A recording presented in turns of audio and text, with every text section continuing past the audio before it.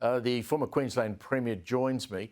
Can you think of any other issue that has claimed as many political scalps on both sides of politics than climate change, global warming, the whole issue of how we're going to generate our energy? I mean, it just knocks people's heads off every time.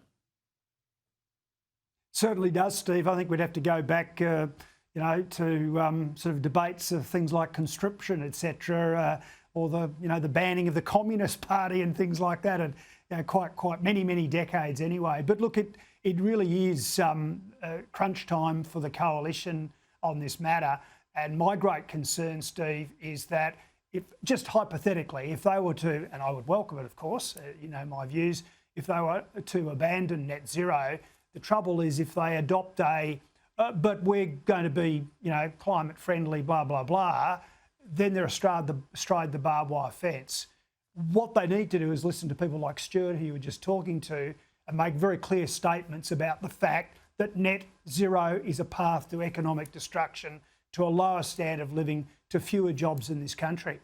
You've got to go in hard if you make the decision to abandon net zero. We had two senators today, Sarah Henderson first, and then you have later today, and this will be in the Telegraph tomorrow, Jane Hume. Here's Sarah Henderson earlier in the day talking about her leader, Susan Lee. I can't pretend things are good. I do think Susan is losing support, but I do believe in miracles. We can turn things around. With a new leader or with Susan Lee?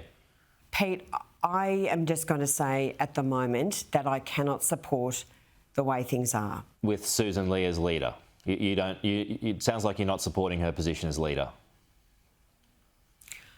Well, I can't back in the way things are, Pete, and I've got to be authentic and I've got to be honest about that. And it's very difficult. It's a very difficult time for the Liberal Party. These things take on a life of their own. Here's Susan Lee responding to that. I value every single member of my team, including the good senator that you've just mentioned. In order to interrogate her views, you should probably ask her. I'm not commenting on commentary. What I am saying is that every one of my team is absolutely united. Campbell, you've seen a lot of these things. Once they start rolling this way, inevitably they end up with a challenge. Whether that challenge is successful or not, who would know? But there's going to be a challenge to Susan Lee, whether it comes this year or early next year. I mean, it's inevitable now, isn't it? Well, it seems to be coming sooner rather than later, mate. Maybe in a matter of weeks in the lead up to Christmas. When people are talking like that, you've got a major issue. But fundamentally, if they're going to change leaders, they've got to think about what the right policy direction is. I think the National Party have done the right thing. I think that Peter Credlin, as usual, has outlined through the pages of the Australian newspaper in the recent days this whole issue, and it is about differentiation from the Labor Party, and there is a huge opportunity here. I believe this whole net zero thing is crumbling at the edges. If you tell the community that the reason for their high power bills is because of this madness, if you point out about the destruction of farmland, perhaps even more importantly, pristine bushland and wild areas, the blight on the landscape of these things, the fact that I've got an industrial building I'm responsible for in the regional city of Mackay. It happens to have a solar panel system that was put on about 10 years ago, and already it's having to be replaced. 10 years or less, Steve. And this is happening right across the country. We didn't have to do that with coal-fired power stations. We didn't have to put a solar system on our roofs and a battery and then still get a power bill. These are the sorts of things that the Liberal and National parties can be saying to people, and suddenly the whole thing falls apart. And they will reclaim vast numbers of people who've gone to minor parties if they're sincere and firm in a change of direction. Tony Abbott, showed the way by opposing a carbon tax. That's the opportunity. Well said. I agree with that completely. I mean, there's so many issues that the coalition should be attacking Labor on and not, attacking each other. I mean, just have a look at the figures out this week. The Prime Minister's defended a 9.5% rise in the federal public sector wage and salary bill, which now stands at $40 billion. Now, what do all these federal public servants actually do? I mean, I can understand state public servants, police, nurses, all of the rest. But what is that $40 billion getting us from federal public servants in Canberra? I could be a real smart aleck, mate, and saying giving us a greater quality of life, a happier, more harmonious Australia, a safer Australia, or blah, blah, blah, blah, blah. Look, we have one big problem in this country right now. It's called government. To take a leaf out of Ronald Reagan's book. And we talk about productivity, we talk about declining real incomes, a quality of life, a standard of living.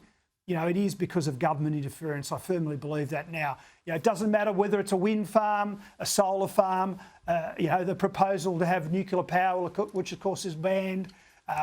We're supposedly going to mine these rare earths. All of this is being held up by red tape, regulation.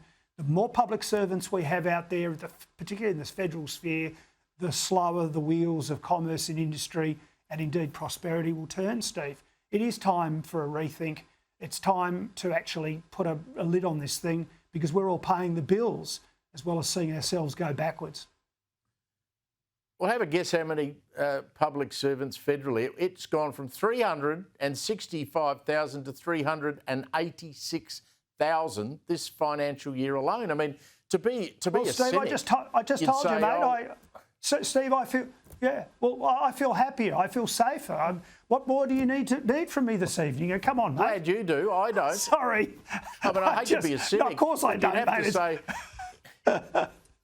You'd have to say that, what Labor's doing is quite cleverly stacking the public servants in Canberra and around the rest of the states because they know that if you're being paid by the government a salary, you're likely to vote for them. Well, the overall figure, I believe, across the three levels of government is it's about 18 or 19% of the total employed population in Australia is now working for the government. And, that is a worry too, because with the greatest respect to public servants who are frontline workers, there is a real disconnect from the struggles and trials and tribulations of being involved in the private sector. Another statistic that's quite scary is that the average or median wage of private sector workers is actually lower now than government workers. And so why would you work for the private sector? You've got better job security, you're getting higher pay, you've got all these associated benefits. And yet the public sector needs hard-working, risk-taking people in business and private enterprise to actually generate the economic activity that pays the bills, that generates those taxes. I mean, it's crazy to even talk about it, but there's so many people these days who don't seem to get it, and sadly many of our young people. And some of our coalition MPs don't get it either. Campbell, always good to catch up. See you next Friday. Campbell Newman there.